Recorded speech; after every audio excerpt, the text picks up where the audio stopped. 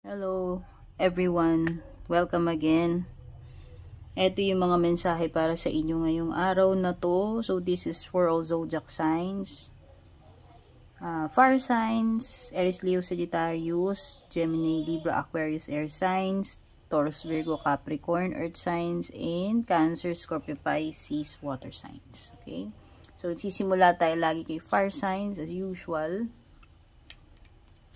Fire signs, Aries, Leo, Sagittarius. Ito yung mga messages para sa inyo today. Kuha muna ako nito. Ayan.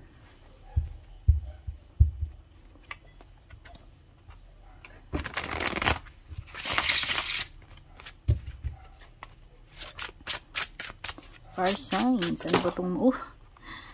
nagliliparan yung barahan ninyo. Fire signs.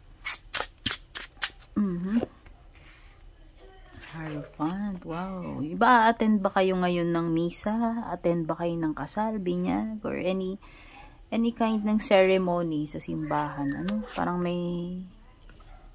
meron something about church event or ano, yan, misa, seremonya, kasal, binyag, no? Kumpil, high priestess. Wow, ang daming ano. Ang daming, ang tawag dito yung tatlong cards na parang magbibigay sa iyo ng guidance.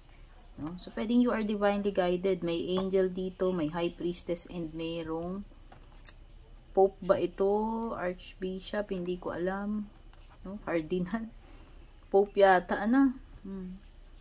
So, baka ikaw ay you are divinely guided or you are in need of spiritual guidance right now. No? Pwedeng iba sa inyo, you need to have a confession. No? Basta anything na related to your faith, belief systems. Okay? It could be a test of faith, or it could be you na seeking guidance, no? Ayan. So, pwedeng nga yung iba sa inyo, you are divinely guided. Ano yung mga possible na paparating sa inyo today, fire signs? Tingnan natin. Ano yung mga possible na paparating sa inyo? O diba, you have angel. Dalawa angel. Pwedeng ano, guarded and protected ka or divinely guided. No? Sabi ko sa iyo, ayan, no? Spiritual guidance, protection from harm. Light-hearted, carefree time. Ayan. So, itong araw na to, chill-chill lang kayo, no? Hindi nyo seseryosohin yung mga bagay-bagay. And kahit na may mga negative na mangyayari, parang ano lang, you will try to stay positive, no? Itatry ninyong i-convert yung negative situation into a positive one. No? Pwedeng ganyan. Very, very positive yung energies ninyo today. Oy, ingat. May doble cara. May doble cara ka dyan na ma-encounter. Sabi kasi dito, two-faced friend. So, pwedeng hindi mo mapagkakatiwalaan yung amiga-amigo mo na yan. Akala mo na mo pa naman kaibigan mo siya. Ano? Oh, pwedeng babae. Okay. So, this is something na someone na ma-encounter mo. Kapareho mong babae kung babae ka, or kung lalaki ka naman, dealings or relationship with a younger woman, someone na mas bata sa iyo na babae.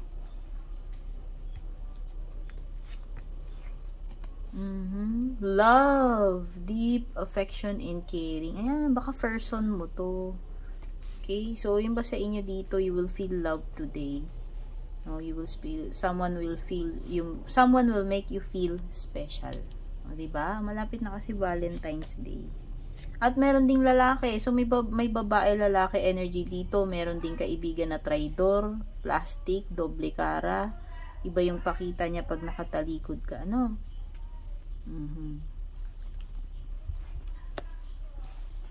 Tignan na natin yung closing messages para sa inyo. Dalikuha lang ako ng cards. Walan tayo ng cards.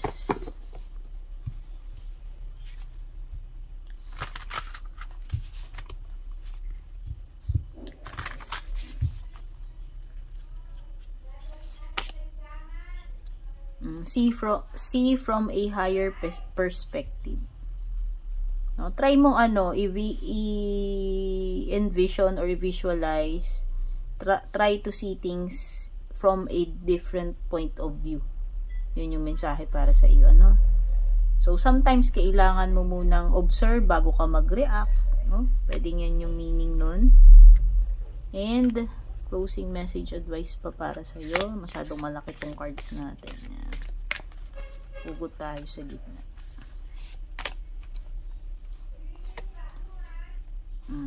Love is all around you. There is love everywhere all the time. Simply acknowledge this as the truth. O diba? Ayan yung heart. Ayan yung mga mensahe para sa iyo. Love, deep affection, caring. Tapos there is love everywhere all the time. Simply acknowledge this as the truth. Okay, so eto yon yung mga mensahe para sa inyo ngayong araw na to. Fire signs, don't forget to subscribe sa aking YouTube. Don't forget to like and follow my FB page. Mag-PM kayo kung magbubook kayong personal readings. Take care and God bless. Move na tayo kay Earth signs. Hello, Earth signs. Ito yung mga messages o mga mensahe para sa inyo ngayong araw na ito. Musta kayong lahat? Sana kayo ay okay. Don't forget to subscribe sa mga hindi pa nakasubscribe sa aking YouTube. Palike and follow na rin po yung ating FB page. Regarding personal readings, mag-PM kayo guys kung magbubook kayo or mag-i-inquire. Ano ba itong mga energies surrounding you ngayong araw na to?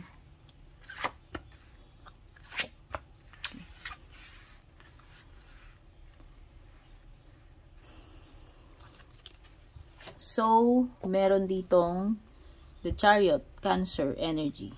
Merong water sign, Cancer, Scorpio, Pisces. So, diba? Strong energy ng water sign.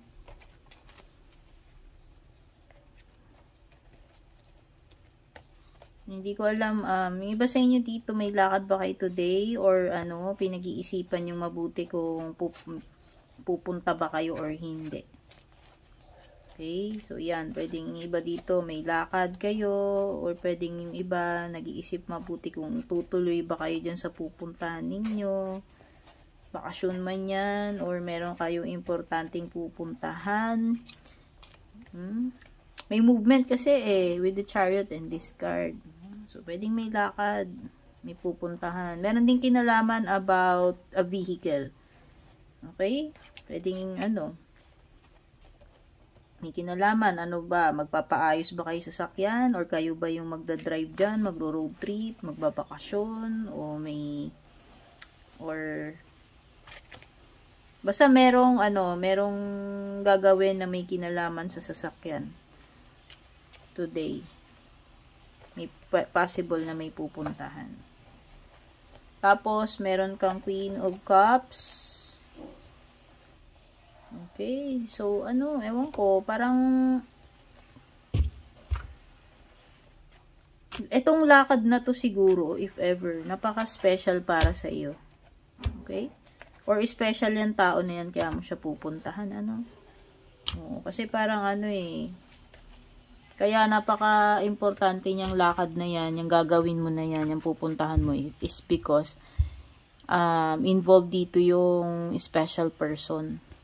Special person yan sa buhay mo, yung involved dyan, okay? So, pwedeng iba, maglalabas kayo ng mga sama ng loob, ng mga nararamdaman dito, okay? Pwedeng yung iba naman, negative side, pwedeng masyado kayong sensitive or emotional today. Okay? Tignan pa natin yung mga possible na paparating sa'yo. Wow, meron kang sunrise. Oy, possible na may mga bagong paparating sa'yo. New experiences. Pwede yung iba magsisimula na kayo ngayong araw na to sa trabaho or kung ano man itong sisimulan ninyo. Pwede yung iba simula ng relationship, new project, no? Basta may mga creative ideas, creative ventures. May mga sisimulan. Pwedeng yung iba dito, madaling araw pa lang or bago pa lang sumikat yung araw. Umalis na kayo. Okay?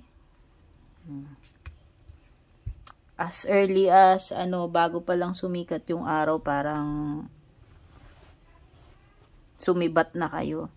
Persevere and you will overcome problems today. Yan, kung ano may mga kakaharapin mo, basta hindi ka basta-basta panghihinaan ng loob. No, hindi ka magi-give up, yan. Ma-overcome mo yung mga problems mo. Emotionally secure, loving family is important to you. So, yun na nga, parang tama nga yung kutob ko dito. Diba sabi ko parang may importanteng lakad regarding a special person. No? Someone you hold very dear. Sabi ko nga, someone na special sa buhay mo. Ayan, pwedeng family member. Magulang, asawa, anak, kapatid. No? Okay, parang ganun. Someone you know is undependable and insincere. So, may pwedeng iba sa inyo makukonsumi kayo today, madidisappoint kasi you are dealing with the person na hindi bukod sa unreliable na nga, hindi mo siya maasahan, no? Hindi pa siya truthful or honest. No? Hindi pa siya nagsasabi ng totoo, pwedeng ganyan. Control your anger, ayan na, kasi nga maiimbyer na ka dito sa feather, 'di ba sabi ko nga. Madidismaya ka. Kung sino man to na hindi mapagkatiwalaan, hindi maasahan. So, kukontrolin mo na lang yung galit mo. No, sabi dyan, magpigil ka naman ng galit mo para hindi ka maging sorry in the end. Okay? You are on the right path regarding some aspect of your life. So, mukhang tama naman yung gagawin mo ngayong araw na to, kung anong direction yan, or ano man yung iniisip mo na course ng action. Mukhang tama naman, no? Yan yung sinasabi rito sa arrow card. Mukhang tama naman yung naiisip mong gawin. And tignan pa natin yung ibang messages for you, closing messages, using our oracle cards.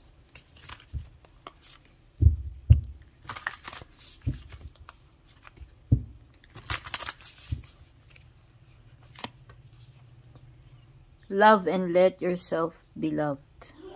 Open your heart sa mga bagong possibilities sa iyo, whether this is romantic or hindi. Whether kailangan ng forgiveness or hindi. So, ibuksan mo yung puso mo. Kumbaga, wag mong hayaan na tuluyan na maging matigas yung puso mo dahil lang naka-experience ka ng hindi magaganda sa ibang tao. Romantic man to or hindi. So, pwede kasing iba sa inyo masyado nyo nang ginard yung puso ninyo dahil nasaktan kayo ng sobra before or in the past. Okay? So, open your heart. Hayaan mong pumasok yung love. No? Isara yung puso mo sa mga possibilities. Kasi love, excuse me, is a wonderful energy. Diba? Kesa magkaroon ka ng puot or hatred. Yan, isa pang message for you. Like attracts like. If you long for more love, be more loving. Ayan na nga. So, kung ang itinatanim mo, diba, tugman-tugma sila. Buksan mo yung puso mo sa love, sabi dito. At kung ikaw, tinatanim mo sa puso mo, puro puot, galit, sama ng loob, lungkot, yun din yung aanihin mo. Maliwanag itong dalawang cards sinasabi sa'yo. Taurus, Virgo, Capricorn, Earth signs, okay? Sana nagustuhan niyo itong mga messages na nandito. And if you did, don't forget to like and share. Don't forget to subscribe sa aking YouTube. Pa-like and follow na rin yung ating FB page. Take care and good luck sa inyo. Move na tayo kay Gemini, Libra, Aquarius, air signs. Hello, air signs, Gemini, Libra, Aquarius. Ito yung mga mensahe para sa inyo ngayong araw na to. Kung bago po kayo sa aking YouTube channel, don't forget to subscribe. Pa-like and follow na rin po yung ating Facebook page regarding personal readings. Mag-message directly kayo or mag-PM kayo sa aking FB page. Itong mga mensahe para sa inyo, tignan na natin. Meron kang Queen of Swords dito. O pwedeng ikaw lang yan, air sign, or kapareho mong air sign yung nakaka-deal mo. Ay, naku, mukhang may masakit na mangyayari today. may sadness, disappointment, no? Malilet down ka, pwedeng sasama yung loob mo, no? Pwedeng may kinalaman about family, no? Pwedeng iba, makaka-encounter kayo ng breakup, separation. Pwedeng yung iba makaka-encounter kayo ng loss of a loved one. Or painful, like baka merong na hospital na surgery. Basta may masasakit na, may masakit na pangyayari today. I hope hindi naman na magkatotoo yan, Okay, basta meron ditong something about, may family affair or importanteng pangyayari sa family or sa family member ninyo. Someone that concerns a loved one. Okay, pwedeng yung iba dito may kinalaman sa asawa, sa anak ninyo, magulang, kapatid. Pwedeng surgery. Oo. Pwedeng may surgery. Or betrayal din. Kasi 3 of Swords yan eh. Pwedeng iba may makaaway kayo dito. Someone na na masakit magsalita. Masakit siya magsalita. Okay? May mapuputol dito for sure. Or may masakit na pangyayari. Kasi Queen of Swords. So, yun na nga. Kasi si Queen, minsan tinutukoy dyan, isang person na marami na siyang pinagdaan ng masakit sa buhay niya.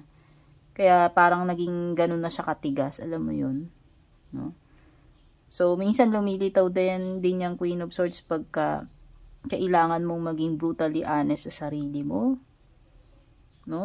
Derechahan, real talk. No? Putulin yung dapat putulin. No? Yan. Okay.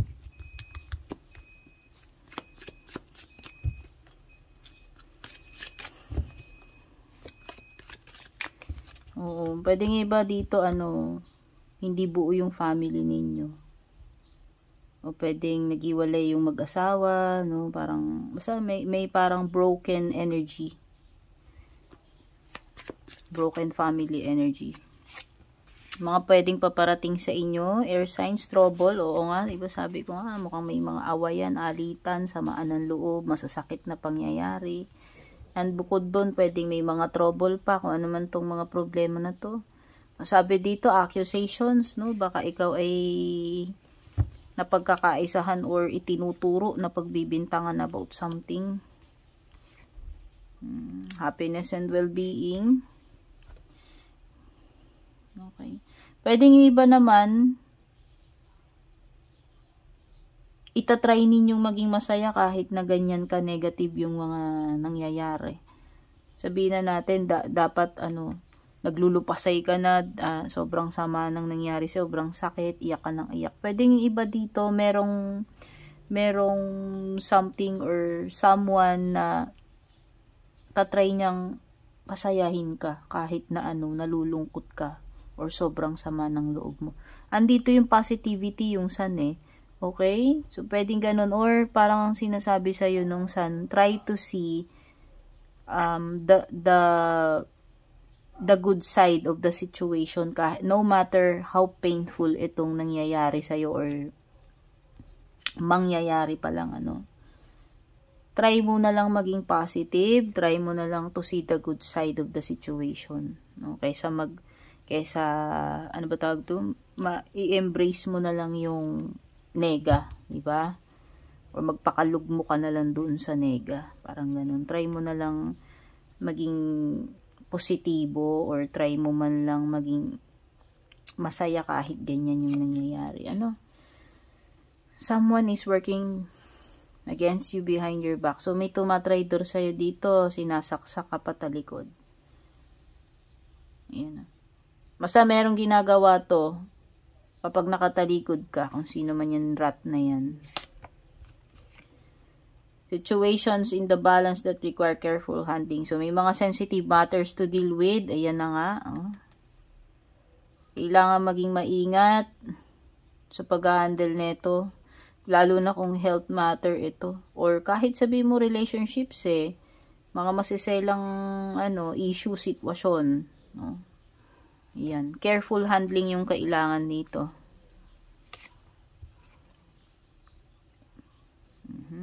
Okay, so kung nakaka-experience ka man ng mga masasakit dito sa banang loob, meron pa rin at merong mga taong nagmamahal sa iyo. Gemini, Libra, Aquarius. Kung merong nagbe-betray sa'yo, di ba, betrayal yung sinasabi ko, may sumasaksak sa'yo patalikod dito. Di ba, literal na sinasaksak. Kung may mga traitor dito, may gumagawa sa'yo na nakatalikod ka, hindi maganda. Meron din naman mga taong genuine, sincere, at tunay sa'yo, at tunay na nagmamahal sa'yo. Nagmamalasakit, no? So, wag mong kakalimutan yun. O, di ba? Meron nag-iisip sa'yo eh. Pwede may mga nag-aalala sa iyo, Gemini, Libra, Aquarius. Or merong nakakamiss sa iyo na aalala ka. Okay? Special ka dito sa person na to. Kung sino man yan. Tingnan pa natin yung additional messages for you. Using our oracle cards. Trust your talents in changing times. Kahit anong iba to sa'yo ng buhay, nagbabago-bago naman talaga yung kalagayan natin, yung sitwasyon. Hindi lagi tayong swerte, hindi laging madali yung buhay, pero alam mo yan, trust your talents, no? Sinasabi dito, magtiwala ka sa iyong abilidad. Have faith, no? Magtiwala ka sa kakayahan mo. Maging positibo ka or maging flexible ka sa tawag ng mga sitwasyon, ng panahon.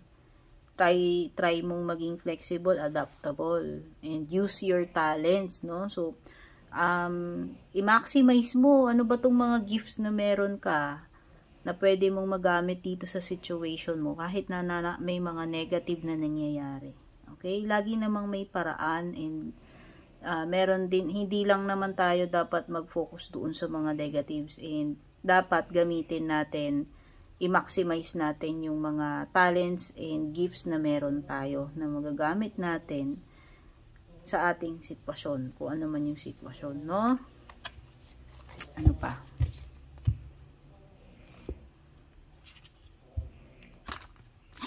Baka naririnig nyo yung aso ko naghihilik. Sa labas yun guys, kaya lang malakas eh. Nasasagap ng mic natin. Diba? Closing message. Have faith, diba? O, sabi ko sa Gemini, wag mawawalan ng faith. Binanggit ko dito, have faith. Have faith. Trust your faith in this situation. So, kahit anong mangyari, wag kang bibitiw, Gemini, Libra, Aquarius. Wag na wag kang panghihinaan ng loob. Wag na wag kang mawawalan ng pag-asa. Wag na wag kang susuko.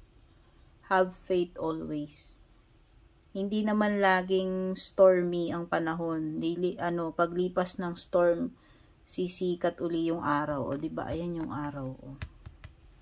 O, diba? So, ito yung mga messages na nakuha ko para sa inyo. Gemini, Libra, Aquarius, Air Signs. Don't forget to like and share. Take care. Good luck sa inyo. Move na tayo kay water signs.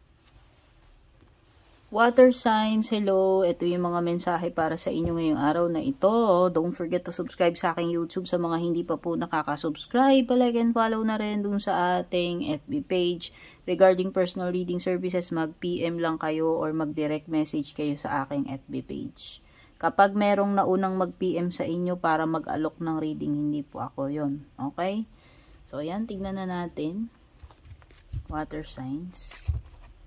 Ano ba tong mga mensahe para sa inyo?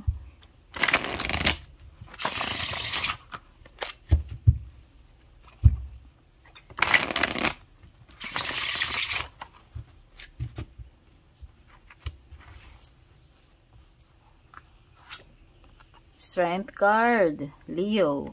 Pwede may Leo dito. Five of Wands. Parang may nafe-feel ako dito eh, ha? Oh. Okay. Okay. So, pwedeng iba sa inyo dito, instead na makipagbangayan kayo dyan, pumatol kayo sa mga nega, sa mga toxic, sa mga kalaban ninyo, mga naiinggit or gumagawa ng toxicity, issue, drama sa paligid-ligid ninyo, eh mas mabuti na control your temper. Ayan, you have the Strength card and the Five of Wands. Oh, wag pumatol, wag patola. Huwag patola today, water signs. Oh. Okay, pwede kasi ito mga to, ewan ko, nakikipag-kompetensya siya. May parang competition dito or conflict. Issue, toxic, or drama. No? May mga taong ganyan, tatry nilang sirain yung araw mo, visiting ka. No? Pero yun na nga, ang susi dito is strength card. No? Paano mo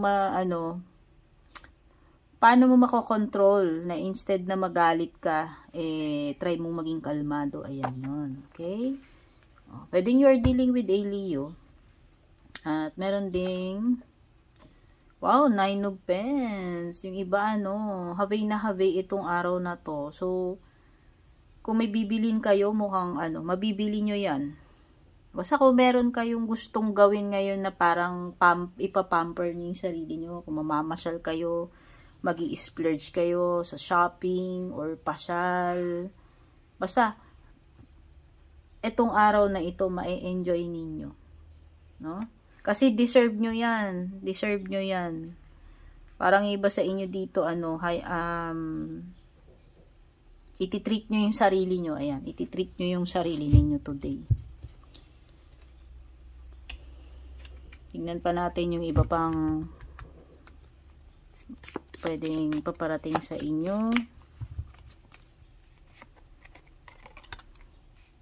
Hard work ahead. Ayan, pwedeng iba. So, ayan, kung yung iba kayo, pamper sa mga after nyan, sa mga susunod na araw, yung paparating naman sa iyo ay mukhang maraming trabaho. So, parang tinitake nyo na yung opportunity dito na i-enjoy nyo na yung sarili nyo. Kasi sa mga susunod, ayan, mukhang magiging very busy kayo. Wala na kayong time na mag self-care, no? Ayan. So, ito yung moment na enjoyin mo na to. Gawin mo yung gusto mong gawin, bili mo yung gusto mong gawin, yun yung matutupad ngayong araw na to. Okay. So, may mga bagay dito na kailangan mo maging prepared.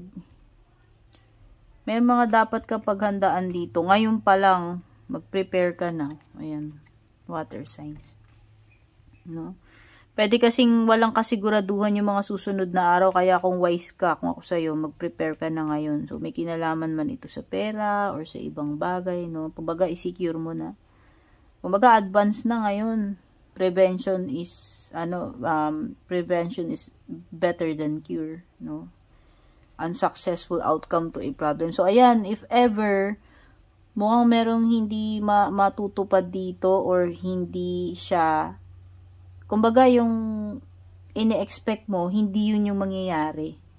So, pwedeng may magfe-fail, papalpak, hindi mo magiging unsuccessful. So, ayun na nga, diba sabi nga dito, mag-plan ahead ka na, advance. So, dapat may plan A, plan B, plan C ka na ngayon pa lang. Prepare ka na. Kasi mukhang may ganito nga, may problema in the future. Magiging unsuccessful or sasablay. Okay, pwede ba may attenan kayong celebration, o baka merong may birthday ngayon, no? May happy, may celebration around the corner na paparating. Kung hindi ngayon, sa mga susunod na days or weeks. May dealings or relationship with a younger man, no? Someone, lalaki na mas bata sa'yo. Sino man niya, romantic or hindi. You need to defend yourself. O baka kailangan mo i-clear yung pangalan mo. O ipagtanggol mo yung sarili mo. Or ipaliwanag mo yung sarili mo. O yan. I-shield mo. Protektahan mo na daw yung sarili mo dyan. Tignan pa natin. Baka kasi mayroon ditong mga parang inaalipusta ka or inaano ka. So, dito, pagtanggol mo yung, kailangan mo pagtanggol yung sarili mo dito. Ewan ko kung sa paanong paraan yan, pero yan yung kailangan mong gawin. Okay? If ever this is not about people na kailangan mong protektahan yung sarili mo, protektahan mo yung sarili mo. Kung ano man yan, kahit hindi tao. Halimbawa, humihina na yung resistensya mo, puyat ka ng puyat. Protektahan mo yung sarili mo. Mag-take ka ng vitamins or baguhin mo yung lifestyle mo. Yun, yung mga ganon, no? Yan. Pagpoprotekta, kumbaga, advance na. Sabi ko nga, di ba, prevention is better than cure. Dapat lagi ka may plan A, plan B, plan C. Ano pa? Okay, harness mystic power. Pwede ba sa inyo, highly intuitive kayo? O may pagka-psychic? Or malakas intuition, So, this is, parang mga, sabihin na natin, may mga kakaiba kayong gifts or talents para sa mga naniniwala sa ganyan. Pwede nyo iba malakas nga yung intuition ninyo or may iba-iba kasi yung gifts eh. Iba nakakakita sila, may mga visions, yung iba malakas. Yung madalas tama yung mga kutob nila or iba na nanaginip sila, iba healer, no? Ayan. Iba nakaka-detect sila ng oras, ng energy. So, iba-iba eh. No? So, pwedeng ikaw ganyan. May gift ka na ganyan na hindi mo alam, no? Kumbaga, parang madidiscover mo lang, no? Ayan. Closing message para sa iyo, water signs. Every situation is an opportunity to grow and find love. Appreciate this moment. Kung ano may pinagdadaanan mo, ano may mga nangyayari, maganda na maa-appreciate natin yan. Pangit and yung mga pangit na nangyayari sa buhay natin will serve as lessons. Yun yung makakapagmulat sa atin, magbibigay sa atin ng wisdom para tayo ay mas maging matalino, wise, matatag. And at the same time, i-embrace din natin yung mga magaganda, i-appreciate din natin, no matter how small, no? Kasi yung mga positive and negative, sabi ko nga, yung yung buhay natin parang readings lang din yan eh. 'Di ba? Kanina may nag-comment sa post ko. Madalas daw yung minsan daw yung readings ko masasakit. True. Kasi ang readings natin, guys, combination ng positive negative energy. Parang etong itinitukoy ng card ninyo yan. Appreciate every moment kasi lahat ng na-experience natin sa buhay natin, sa everyday life natin, sa buong buhay natin mula nung pinanganak tayo hanggang tayo ay matigok. Yan ay may special role. May reason bakit natin na-experience bawat isa. Pangit na pangyayari, magandang pangyayari, malungkot, masaya. It's part of life. No? And light, kumbaga light and shadow, yin and yang.